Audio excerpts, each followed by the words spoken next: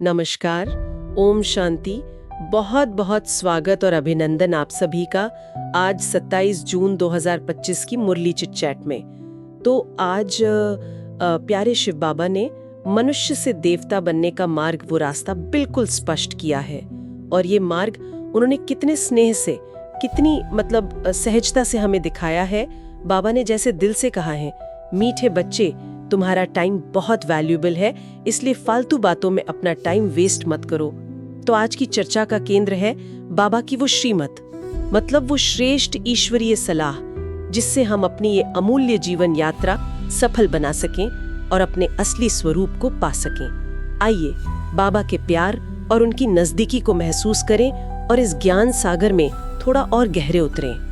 बिल्कुल, आज बाबा की बातें सुनकर तो सचमुच ऐसा लगता है जैसे वो बिल्कुल हाथ पकड़कर हमें रास्ता दिखा रहे हैं। वो याद दिला रहे हैं कि हम कोई साधारण मनुष्य नहीं हैं, बल्कि भविष्य के देवता हैं। कांटों से फूल बनने की प्रक्रिया में है हम सब, और इस बदलाव के लिए उन्होंने जो निर्देश दिए हैं ना, वो सिर्फ नियम नहीं लगते, बल्कि वो गहरे प्यार का सबूत है। हाँ, और इस प्यार भरे रास्ते का पहला कदम कितना सहज बताया बाबा ने।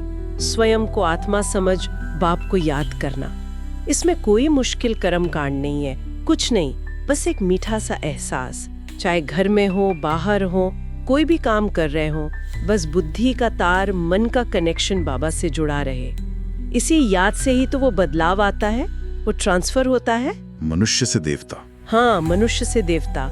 ये याद ही बाबा के स्नेह को सबसे ज्यादा महसूस कराती है ना? हाँ, और यही याद फिर शक्ति देती है उस दूसरे कदम के लिए जिस पर बाबा जोर देते हैं, आसुरी स्वभाव, यानी वो पुरानी आदतें जो दुख देती हैं, उन्हें छोड़ना। जैसे किसी पर गुस्सा करना, या किसी को कड़वा बोलकर दुख देना, या फिर व्यर्थ की बातें, दूसरों की निंदा सुनने में टाइम गंवाना। बाबा का इशारा साफ है, हियर नो इविल की तरफ। वो याद दिलाते हैं कि आधा कल्प, सोचो जरा, लगभग 2500 साल से यही बातें सुनते सुनते आत्मा की शक्ति कम हुई है। अब इन बेकार की, दिल दुखाने वाली बातों, जिन्हें बाबा कभी कभी मजाक में झरमुई झगमुई भी कहते हैं, उन्हें छोड़ने का समय है। बाबा की ये सलाह मानना ही उनके प्रति सच्चा स्नेह दिखाना है। सही कहा आपने। और इसी से जुड़ी है समय की बात।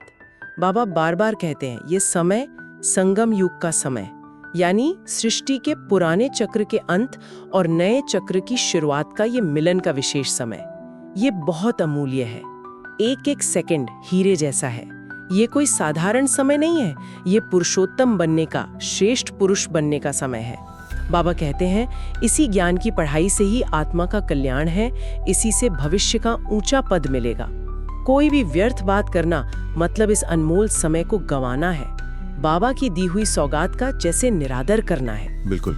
और जब हम इस याद और इस पुरुषार्थ के रास्ते पर चलते हैं तो उसका फल देखो कितना मीठा है। बाबा कहते हैं, मैं तुम्हारा अविनाशी सर्जन हूँ, डॉक्टर हूँ, जो तुम्हें 21 जन्मों के लिए निरोगी बनाने की गारंटी देता हूँ। और ये सिर्फ शारीरिक स्वास्थ्य की बात नहीं है, ये आत्मा की निरोगिता है। उनकी वो प्यार भरी याद में रहने से ही जन्मों के विकर्म, मतलब वो कर्म जो दुख का कारण बनते हैं, वो भस्म होते हैं और आत्मा सतो प्रधान बन जाती है, यानी एकदम पवित्र और सत्वगुण संपन्न। सतयुग में इसीलिए शरीर भी निरोगी रहता है, क्योंकि वहां कर्म अकर्म होते हैं, दुख देने वाले विकर्म नहीं होते। ये बाबा का कितना बड़ा, कितना प्यार भरा वरदान है। हाँ, सच में। और बाबा सिर्फ अपनी स्थिति बनाने को ही नहीं कहते, सेवा पे भी बहुत बल देते हैं। जैसे प्रदर्शनी में लक्ष्मी नारायण के सुंदर चित्र द्वारा दूसरों को ये महसूस कराना कि भाई 5000 वर्ष पहले यही भारत कितना श्रेष्ठ स्वर्ग जैसा था, जहाँ पवित्रता, सुख, शांति सब कुछ था।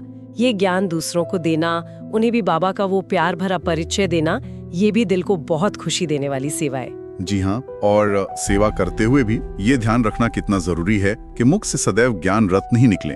स्नेह और सम्मान भरे शब्द, व्यर्थ बातें या किसी की ग्लानि करना तो जैसे पत्थर मारने के समान, बाबा ने कहा है, जिससे दूसरों को चोट पहुंचती है। बाबा चाहते हैं हम देही अभिमानी स्थिति में टिकें, मतलब मैं शरीर नहीं आत्मा हूँ, इस स्मृति में रहें और आत्मा को परमात्मा समान बनाने वाले उस प्यारे टीचर को फॉलो करें। इसी पुरुषार्थ से तो बाबा हमें डबल सिर ताज बनाते हैं। एक तो याद से पवित्रता और लाइट का ताज, और दूसरा 84 जन्मों के चक्र के ज्ञान से विश्व की बादशाही या चक्रवर्ती राज्य का ताज।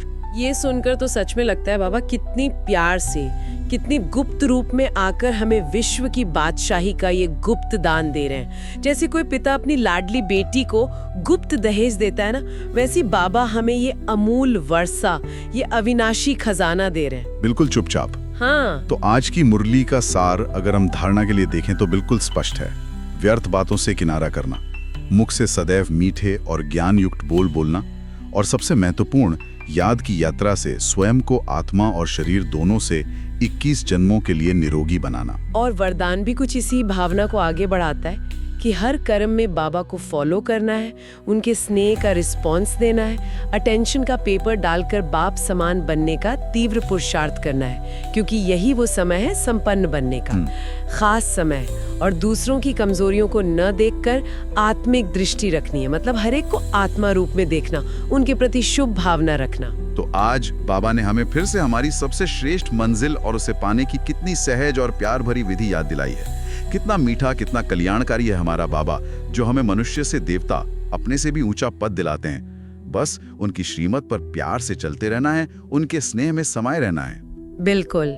आज की मुरली से मिली इतनी सारी शिक्षाओं में से कोई एक बात भी अगर हम दिल से, प्यार से अपने जीवन में उतारने का निश्चय करें ना, तो हमारी मनुष्य से देवता बनने की यात्रा कितनी आनंदमय और तेज हो सकती है। शायद आज हम यही सोच सकते हैं, बाबा की कौन सी एक प्यार भरी श्रीमत आज मैं अपने जीवन में प्रैक्टिकल में लाऊंगा या लाऊंगी। ओम शांति।